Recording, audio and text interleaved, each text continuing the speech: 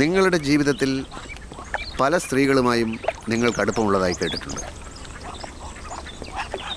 കാതറീനും അക്കൂട്ടത്തിൽ ഒരാളാണോ? എൻ്റെ മനസ്സിൽ അങ്ങനെയാതൊന്നുമില്ല. പക്ഷേ അവളുടെ മനസ്സിലോ? അതത്ര മാന്യമായൊരു ചോദ്യമല്ലല്ലോ ഡോക്ടർ. നമ്മൾ സംസാരിക്കുന്നത് നിങ്ങളുടെ ഭാര്യയുടെ ആശങ്കയെ പറ്റിയാണ്. ഡോക്ടർ ഐസക്, ഞാനൊരു വിചിത്രമായ കഥ പറയട്ടെ.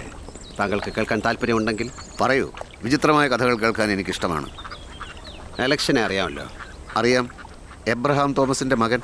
അതെ.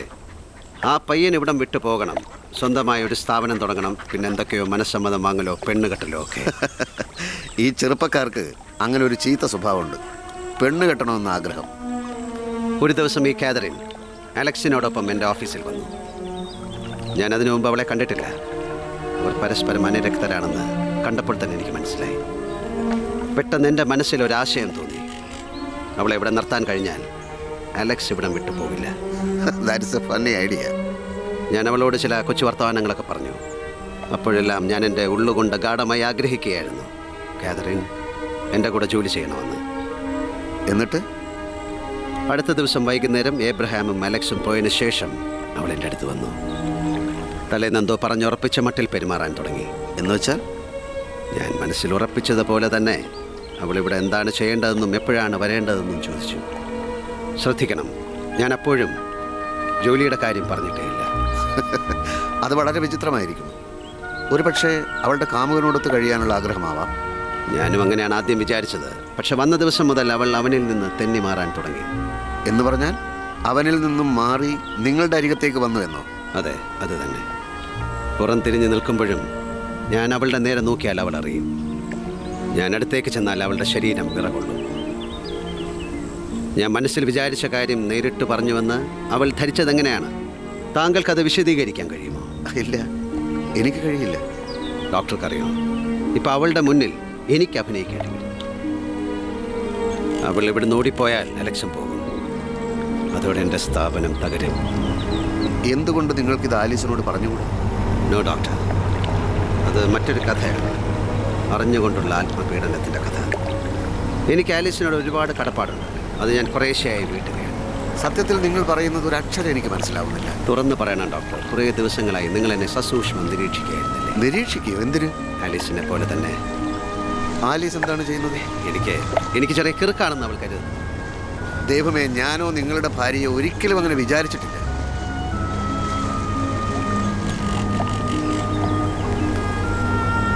ആൽബർട്ട്, നേരെ ഇരട്ടി. ശരി, നമുക്ക് നാളെ കാണാം. Okay, by.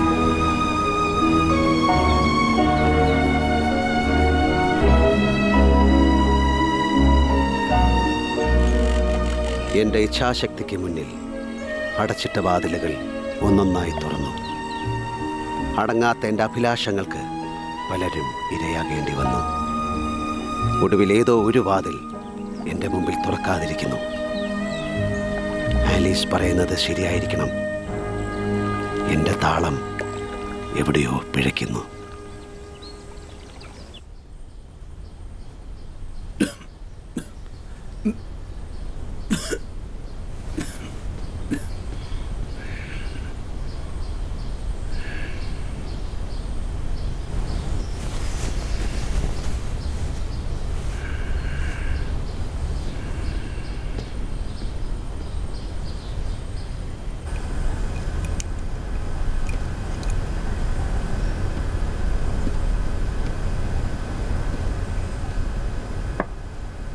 പനി അല്പം കുറഞ്ഞിട്ടുണ്ട്. നാളെ തന്നെ ഡോക്ടറെ കാണിക്കണം.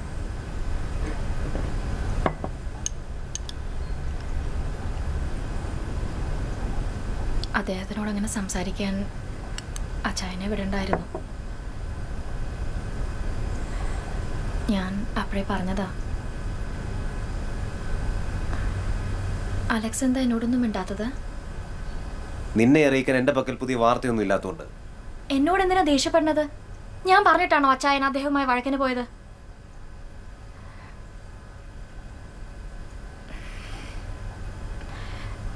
നമുക്ക് കുറച്ചും കൂടെ ക്ഷമിച്ചൂടെ? ഈ വർക്ക് പോണെങ്കിൽ പോട്ടെ, ഇനിയും അവസരങ്ങളൊക്കെ ഉണ്ടാവുമല്ലോ. ഓഹോ, ഞാൻ ഇനിയും വേണ്ട സ്ഥാപനത്തിൽ ഒരടിമയെ പോലെ കഴിഞ്ഞോളണമെന്നല്ലേ? വെറുതെ അല്ലല്ലോ, നല്ല ശമ്പളം തരുന്നില്ലേ? വേണമെങ്കിൽ ഇനി കൂട്ടിത്തരുമെന്ന് പറയണു. അവിടെ വിട്ട് പോരാൻ അലക്സിന് എന്താ അത്ര ധൃതി? അപ്പനെ ഇത്ര അപമാനിച്ചിട്ട് നിനക്ക് കൂറയാളോടാ. കുറെ നാളായി മേഡം ഞാനൊന്നും പറയുന്നില്ല. പറ, എന്താ അലക്സിന് പറയാനുള്ളത്? എന്താ പറയാനുള്ളത്? ഇനി മുതൽ ഈ വീട്ടിൽ നിന്ന് ആരും അയാളുടെ സ്ഥാപനത്തിൽ ജോലിക്ക് പോകുന്നില്ല. നീ അടക്കം ആരും.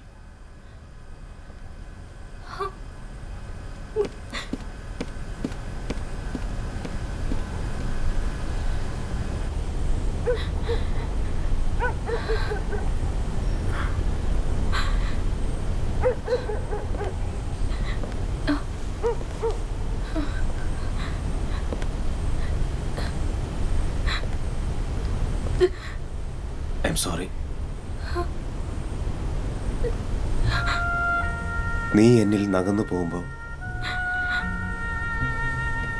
ഞാൻ വല്ലാതെ ഒറ്റപ്പെട്ടു പോകുന്ന പോലെ.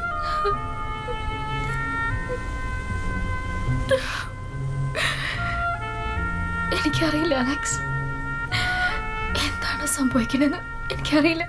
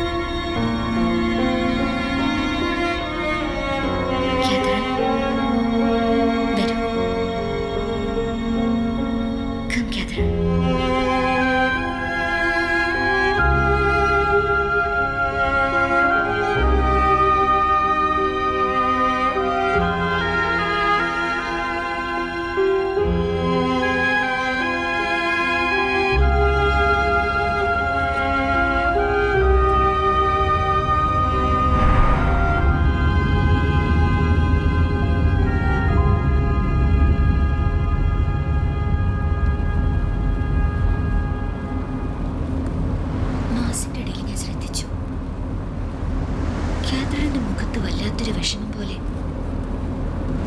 മനസ്സ് നൊന്ത് പ്രാർത്ഥിക്കുകയായിരുന്നില്ലേ? ഒരു മനസ്സമാധാനത്തിന് കർത്താവിനോടല്ലാണ്ട് പിന്നെ വേറെ ആരോടാ പറയേണ്ടത്? എല്ലാവരും അന്വേഷിക്കുന്നത് അതാ, മനസ്സിന്റെ സുഖം. ഓരോരുത്തരും